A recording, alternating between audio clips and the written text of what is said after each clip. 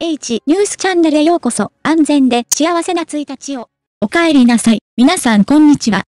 レーモンボーイについて聞いたことがありますか？モーシェン剤は台湾語でもモーシェン剤と発音され、マンシェンと呼ぶ人もいます。今日はモーシェン剤に関する超自然的な物語と、モーシェン剤とは一体何なのかについてお話しします。聞いたことがなくても心配しないでください。説明させていただきます。悪魔は悪魔とも呼ばれますが、ご存知ですか？悪魔と怪物は2つの異なる種類の例です。山には木や川があることは誰もが知っているので、どちらも山から来ています。鬼とは山の精霊であり、山林の異様な空気が木や石に変化した精霊です。皆さんの中にそれらを持っている人がいるかどうかはわかりません。山で見たことがあります。時折木々から煙が上がり、まるでおとぎの国にいるかのような気分にさせてくれます。それが山林の不思議な雰囲気です。スプライトは水のモンスターです。外見は3歳以降のような背が低く、肌は黒く、目は赤い。正直に言うと、それは本当です。悪魔の少年はエルフで、ピーターパンや隣のトトロの灰色のボールのエルフなど、私たちが海外で知っているエルフに少し似ています。ただ、台湾は鬼少年を特に醜いと表現しています。かつて誰かが言いました。モーシェン剤の本当の顔を見る人はほとんどいません。彼は精霊なので、あなたが想像したものに変身します。あなたが彼に似ていると思う限り、彼はあなたが彼がどのように見えるかのように思うでしょう。結局のところ、彼は人間ではないので、私たちの世界とは異なる次元にいます。誰もがこれを聞くべきです。魔人にさらに興味が湧いてきました。今日は魔人にまつわる超自然的な話をします。この物語はスーパーナチュラルコミューンから来ています。以下の物語は一人称で語られます。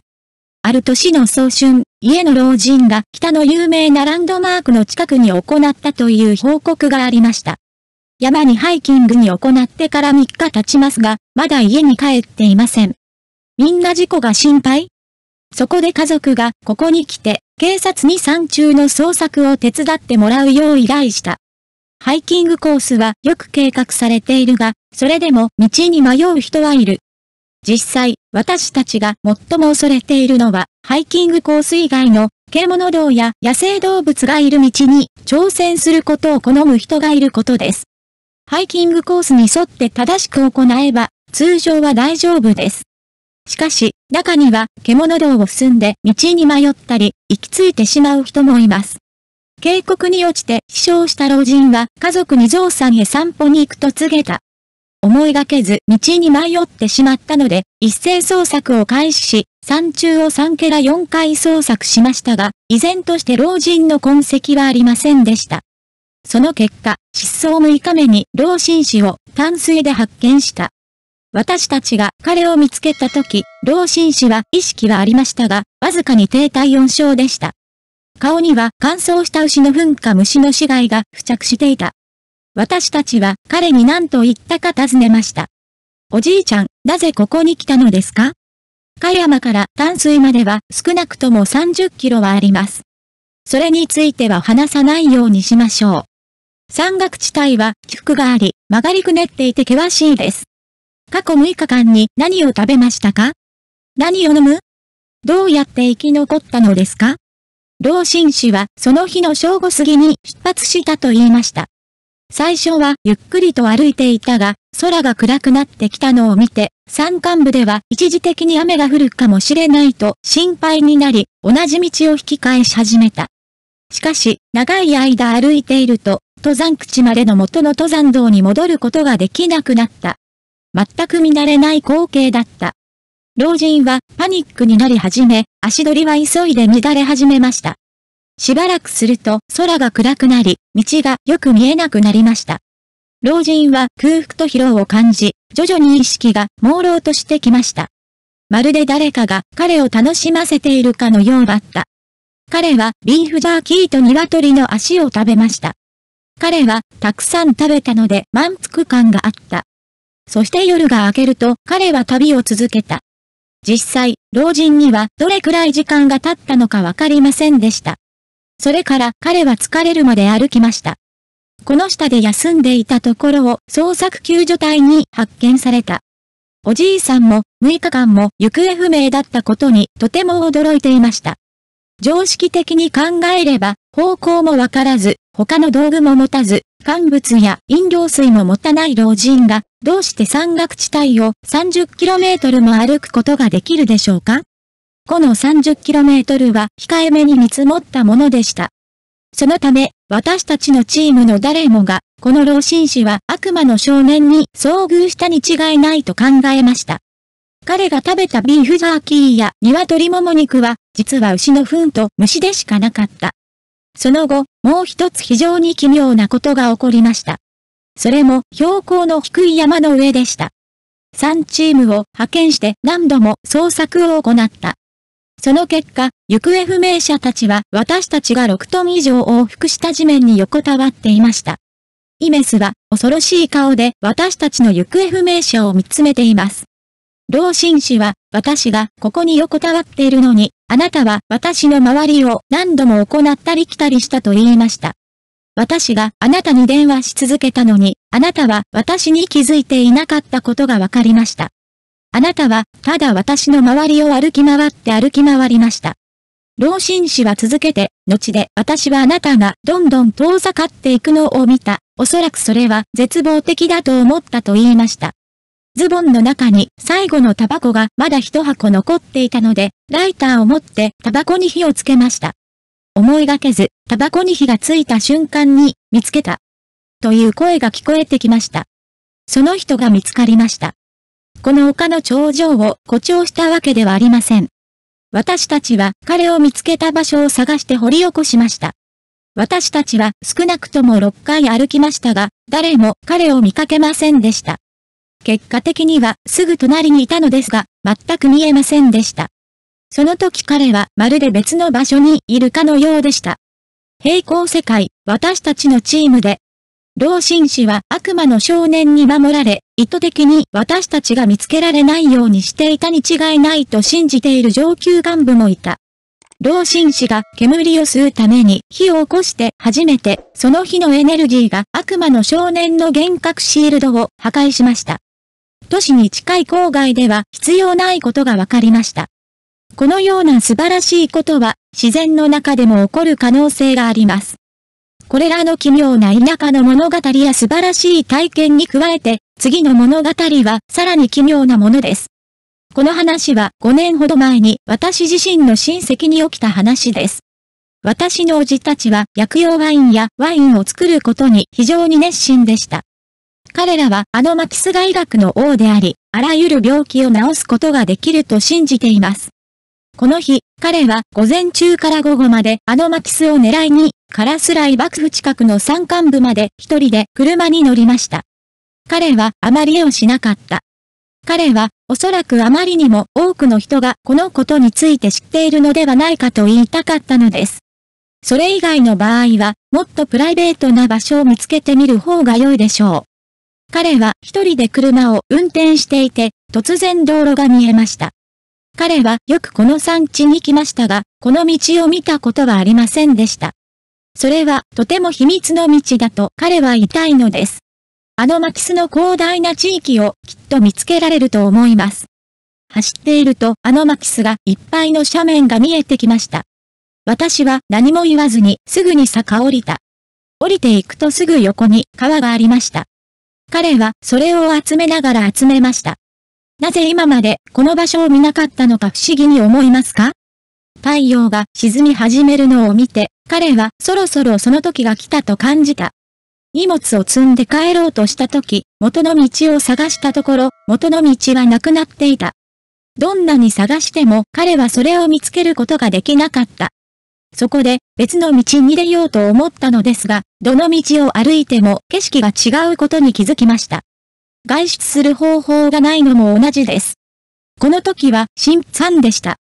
家族に心配をかけないよう、彼は携帯電話を手に取り、家に電話した。受付の対応がとても悪かったです。しかし娘は父親が、今日は山で寝る、明日の朝は心配しないでください、と言ったことをまだ理解していました。それで山を降りて、次の日は外に出られなくなったので、おじから電話があって、なぜこんなことになったのかわからないと言われました。携帯電話のバッテリーがなくなるのが心配なので、今日は山で寝なければならないかもしれません。そのため、電話はオフになり、毎日正午にのみ安全を報告しました。この時、二人の娘は、父親が再び山に一日中閉じ込められたことを聞きました。彼らはパニックに陥り、すぐに地元の警察署に通報し、捜索救助を要請しました。捜索救助隊員が姉妹たちの閉じ込められた場所の説明を聞いたとき、彼らは何年も山にいたことが分かりました。彼らが説明した場所は全くありませんでした。彼らが行った場所はただの崖でした。しかし、地元の捜索救助隊員が一晩中出動しても結果は得られませんでした。3日目におじから電話があり、たくさんの人の声が聞こえて怒鳴っていたと言われました。しかし、捜索と救助の音が左から右から聞こえてきました。なぜこんなことになったのかはわからなかったが、心配する必要はなかった。彼が山に行くとき、彼は植えるまで食べるために数個のグアバと巻き巣を持って行きました。彼は娘を慰め、心配しないように言いました。夜、二人の姉妹は幽霊が働いているかもしれないことに気づき、すぐに信頼できる寺院に行き、神に助けを求めました。神々は悪魔に騙されたとの御事の例を出した。彼らは挨拶もせずに物を選んだので、彼に教訓を教える必要がありました。4日目、捜索救助隊員は何も発見できませんでした。その夜、神々は地元の山の神々に助け合うように頼んだと言いました。彼らは何度か電話を掛け合って攻撃したが、相手はおじを殺そうとした。彼がそう言うとすぐに、二人の姉妹は泣きました。その日の人間と神々の捜索と救助の努力は無駄でした。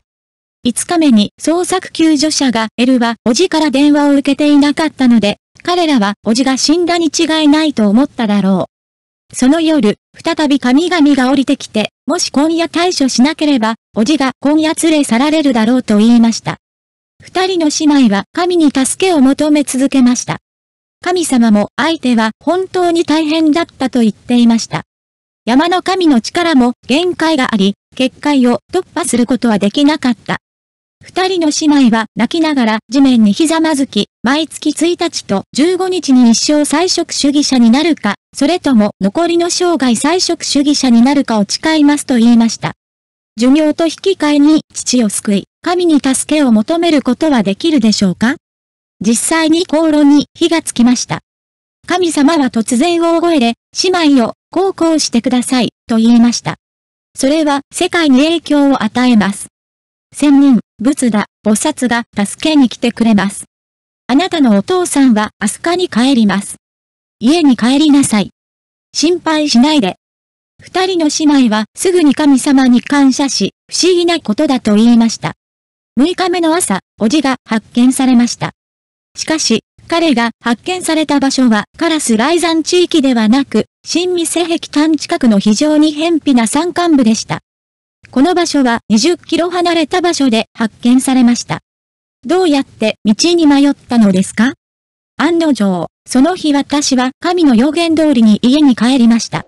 後で私はおじに、おじさん、どうしたの？と尋ねました。おじは、あなたが心配するのが実は怖かったと言いました。隣に川がある場所に閉じ込められたという。毎日4時か5時頃、人形のような小さな人々のグループが空から飛んできて、彼の隣に止まりました。どうしようもなかった。怖くないですか？この時おじは、追い払うことはできないから空に飛ばすしかない、と言いました。毎日捜索救助隊員が規制を上げているのを聞いていたが、どうしても見つからなかった。6日目、道が現れたので、それに従っていくと、新未瀬壁端の近くに着きました。この事件以来、おじは二度とそこに行く勇気がありませんでした。この世における親の子に対する愛は、この親に対する愛だけではなく、世界を動かすこともできます。仏の力は技には勝てません。カルマは願いの力には勝てません。願い一つで山の悪魔の壁を打ち破るのに十分だ。実は、いとこにバーベキューに誘ったら、私がベジタリアンだということを忘れたの？と返されました。ちょうどこの話を思い出したので、皆さんと共有したいと思いました。この物語では、彼らが空を飛んでいる間、奇妙な音が起こったと言われています。私はかつてインターネットで奇妙な超常現象のビデオを見たことを思い出しました。そのビデオは絶対死登山に関するドキュメンタリーでしたが、非常に奇妙なことを聞きました。夫と素早く現れる影が、この超常現象の映像を鑑賞するのに同行します。多分こんな感じです。すごいですよね。悪魔は幽霊ではなく、エルフです。小さな山の神と考えることもできます。あなたが自然を尊重している限り、自然はあなたを祝福してくれるでしょう。そんな心があれば、人間だろうが幽霊だろうが関係ない。エルフですら迷惑をかけてしまうので、傲慢になったり独りよがりにならないように常に気をつけなければなりません。私たちはすべてを尊重し、明確な良心を持って生きなければなりません。今日の話はここまでです。コメントを残してください。また次回お会いしましょう。